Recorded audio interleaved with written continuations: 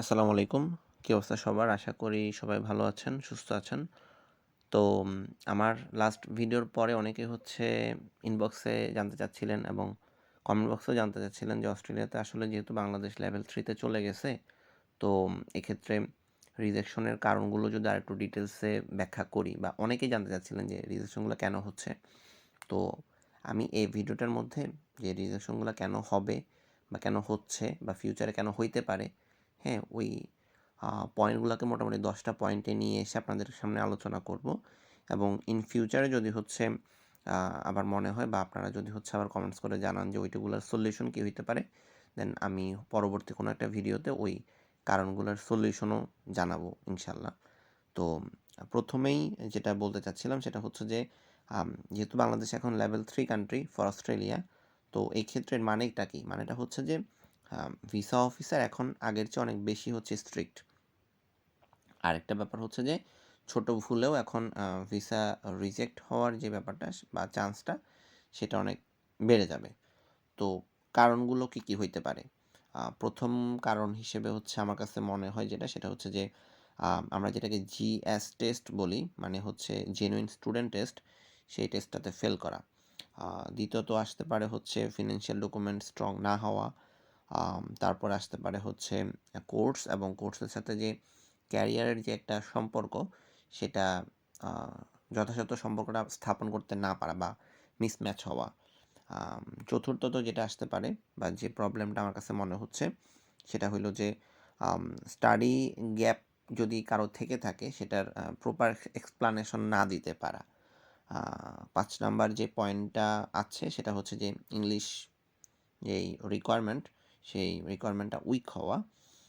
ষষ্ঠ কারণটা হইতে পারে হচ্ছে এসওপি। আমি আমার আগের ভিডিওতেও বলছিলাম যে স্টেটমেন্ট অফ পারপাস যেটা সেটা যদি ঠিকঠাক না হয় তাহলেও ভিসা রিজেক্ট হয় বা হইতে পারে।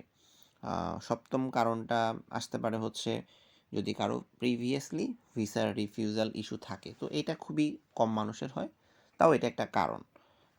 এরপর আসতে পারে হচ্ছে ইমিগ্রেশনের যেই ইনটেনশন, সেটা যদি আপনার ইমিগ্রেশনের ইনটেনশনটা যদি হচ্ছে ভিসা অফিসারের কাছে সাসপিসিয়াস মনে হয়, তখন তখনও আপনার ভিসা রিজেক্ট হইতে পারে। আর ৯ এবং ১০ নাম্বার যেই কারণ ২ টা, সেগুলোর মধ্যে হচ্ছে ৯ নাম্বারটার ব্যাপারে আগেও বলছিলাম যে আপনার ডকুমেন্টস রিলেটেডই, কিন্তু এটা হয়তো যদি আপনার ফেক ডকুমেন্টস হয় বা ইনকমপ্লিট ডকুমেন্টস হয়, এবং ১০ নাম্বার ব্যাপারটা হচ্ছে যে হেলথ এবং ক্যারেক্টার ইস্যু। মূলত এখানে হেলথ ব্যাপারটাকে হচ্ছে বেশি প্রাধান্য দেওয়া হয়। যদি আপনার হেলথ রিলেটেড কোনো ইস্যু থাকে, তাহলে আপনার ভিসা রিজেক্ট হইতে পারে। এই ১০টা কারণ। তো আমি এখন হচ্ছে এগুলো এক, এক করে হচ্ছে সবগুলার একটু মোটামুটি আপনাদের জন্য বিস্তারিত বলে দিচ্ছি। তারপরেও যদি আপনাদের এখানে কোনো ধরনের প্রশ্ন থাকে কমেন্টস করতে পারেন। আমি চেষ্টা করব আমার ফ্রি টাইমে আপনাদের কমেন্টসগুলো রিপ্লাই করার, এবং ওই থ্রুতে যদি আপনারা ইন ফিউচারে এই প্রবলেমগুলোর সলিউশন চান, সেগুলো আমরা আমাদের বা আমি আমার পক্ষ থেকে, আমার অভিজ্ঞতা থেকে আমি হচ্ছে ব্যাখ্যা করার চেষ্টা করব। তো প্রথমে আমি যেটা বলছিলাম সেটা হচ্ছে যে খুব সম্ভবত হচ্ছে জেনুইন স্টুডেন্ট বা জিএস টেস্টটা ফেল করার কথাই বলছিলাম। তো এটার মানেটা হচ্ছে যে অস্ট্রেলিয়া জানতে চায় যে আপনি সত্যিকার একটা স্টুডেন্ট কিনা। হুম? তো এই ক্ষেত্রে আপনি যদি এটা ক্লিয়ার করতে না পারেন যে আপনি কেন অস্ট্রেলিয়া যাচ্ছেন বা আপনি কেন ওই কোর্সটা বেছে নিলেন, এবং প্রিভিয়াস যে আপনার স্টাডি সেটার সাথে হচ্ছে আপনি ফিউচারে বা যেটা আপনি অস্ট্রেলিয়াতে পড়তে যাচ্ছেন সেটার মধ্যে কোনো ধরনের কানেকশন আছে কিনা, মূলত এটাকেই বলা হচ্ছে জিএস টেস্ট আরকি। এটা অনেক ভাবে হচ্ছে আপনার এডুকেশনাল ব্যাকগ্রাউন্ডের সাথে কানেক্টেড, এসওবির সাথে কানেক্টেড, সবকিছু মিলে এটাকে বলা হচ্ছে জিএস টেস্ট। তো আর বাংলাদেশ যেহেতু হচ্ছে এখন লেভেল 3 তে চলে আসছে, তো লেভেল 3 কান্ট্রিগুলোর জন্য জিএসটা হচ্ছে সবচেয়ে বড় ফ্যাক্টর।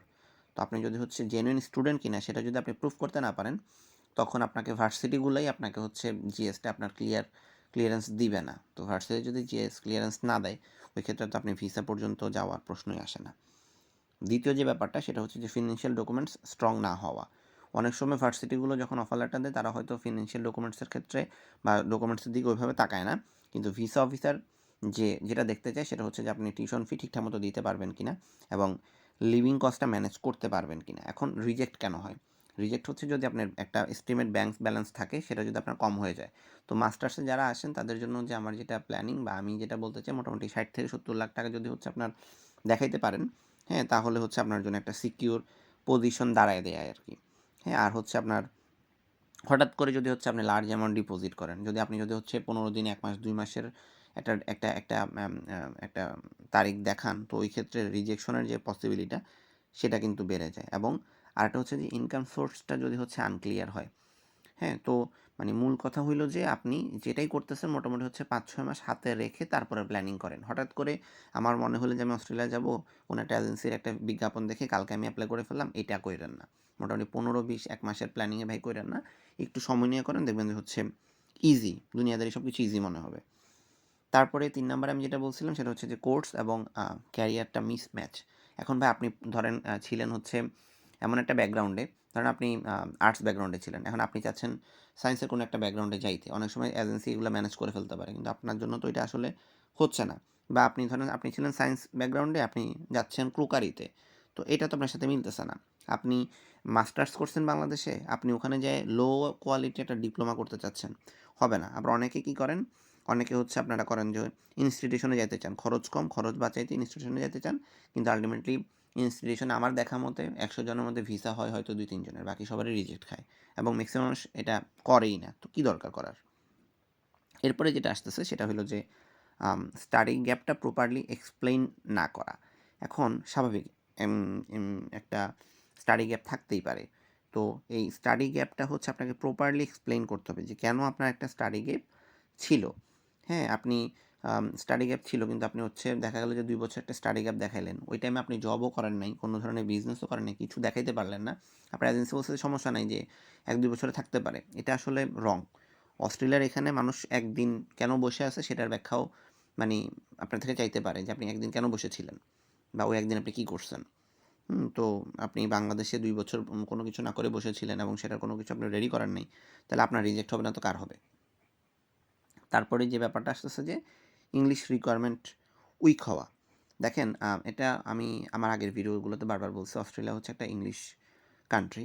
তা আপনি এখানে আসবেন কিন্তু আপনি হচ্ছে ইংলিশ মানে পরীক্ষা দিতে চাবেন না, আইএলটিএস দিতে চাবেন না, হ্যাঁ, পিটি দিতে চাবেন না, তাহলে হচ্ছে আপনার আসার তো দরকার নেই। ওরা চায় এমন স্টুডেন্ট, জেনুইন স্টুডেন্ট যে কিনা হচ্ছে আপনার ইংলিশ রিকোয়ারমেন্টটা ফুলফিল করতে পারতেছে, ওরা তাকেই ভিসা দিবে, অন্য কাউকে দিবে না। আচ্ছা, আমি মনে হয় হচ্ছে ইংলিশ রিকোয়ারমেন্ট পর্যন্ত বলছিলাম। তো এরপরে যে ব্যাপারটা আসে সেটা হচ্ছে এসওপি, হ্যাঁ, স্টেটমেন্ট অফ পারপাস। দেখেন আমি বারবার বলতেছিলাম যে স্টেটমেন্ট অফ পারপাসটা হচ্ছে সবচেয়ে বেশি ইম্পর্ট্যান্ট। অনেক সময় দেখা যাচ্ছে ভিসা অফিসে শুধু আপনার এসওপি পড়ছে।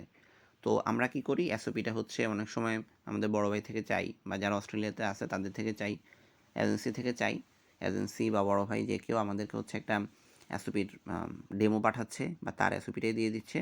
আমরা কি করতেছি, নাম নাম এবং হচ্ছে কিছু টুকটাক জায়গা চেঞ্জ করে ওই সেম হুবহু এসওপিটা সাবমিট করতেছি।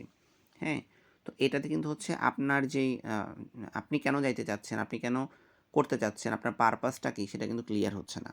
হ্যাঁ, তো এসওপিগুলো কেন মানে এসওপিগুলোর মধ্যে কেন প্রবলেম আসে? যদি আপনার এসওপির মধ্যে দেখা যায় যে কপি পেস্ট জাতীয় লেখা আসে, আপনার যদি জেনারিক লেখা হয়ে থাকে, তারপর হচ্ছে যদি ফিউচার প্ল্যানটা যদি হচ্ছে ঠিকঠাক মতো না থাকে, এবং আপনার এসওপির মধ্যে অবশ্যই কিন্তু থাকতে হবে যে আপনি বাংলাদেশে ব্যাক করবেন। এই কথাটা মাস্ট, মানে মাস্ট থাকতে হবে যে আপনি বাংলাদেশে ব্যাক করবেন। হ্যাঁ, তো আপনারা চাইলে হচ্ছে আমি আপনাদের এসওপি নিয়েও কাজ করতে পারি, সেটা পরের হিসাব। মানে ওগুলো আস্তে আস্তে করবো ইনশাল্লাহ। তো এসওপিগুলো আমরা দেখে দিব বা আমি দেখে দিব আশা করি। তবে এটা এখন না, আরও কিছু সময় পরে। আর এরপরে যে বাকি 3-4টা বিষয় ছিল সেগুলো হচ্ছে আপনার যদি পূর্ববর্তী ভিসা রিফিউজাল থাকে তাহলে কিছু কিছু ক্ষেত্রে একটু ঝামেলা হয়। তো ভিসা রিফিউজাল থাকলে অন্তত 6 মাস কোথাও অ্যাপ্লাই না করাই ভালো। অনেকে একটু তাড়াহুড়া করেন, এই তাড়াহুড়া করার দরকার নাই। আর 8 নাম্বারে বলছিলাম হচ্ছে যদি ভিসা অফিসার আপনাকে সন্দেহ করে, তো এটা তো আসলে আপনার দোষ না। যদি এটা ওদের মনে হয় যে আপনি আসলে অস্ট্রেলিয়াতে এসে হয়তো আপনি হচ্ছে অস্ট্রেলিয়াতে এসে হয়তো আপনি কী করবেন, রিটার্ন করবেন না বা অন্য কোনো প্ল্যান আপনার, ওরাও যদি মনে করে তখন আপনাকে নাও দিতে পারে। তারপর বলছিলাম হচ্ছে আপনার ফেক ডকুমেন্টস, ওরা যদি মনে করে যে আপনার ডকুমেন্টসটা ফেক, তাহলে আপনাকে না দিতে পারে। এবং যদি আপনাদের হেলথ রিলেটেড কোনো প্রবলেম থাকে তাহলে হয়তো ভিসা না দিতে পারে। তো চেষ্টা করবেন যদি হচ্ছে শারীরিক কোনো জটিলতা থাকে সেটা সুস্থ হওয়ার পরে হচ্ছে অ্যাপ্লাই করার জন্য। এই আর কি, এগুলোই বলার ছিল। তো আপনাদের যদি আরও কোনো প্রশ্ন থাকে, জিজ্ঞাসা থাকে, আপনার হচ্ছে কমেন্ট সেকশন তো খোলা আছে, কমেন্ট করতে পারেন। আমি রিপ্লাই করবো ইনশাল্লাহ। সবাই ভালো থাকবেন, সুস্থ থাকবেন। আল্লাহ হাফেজ।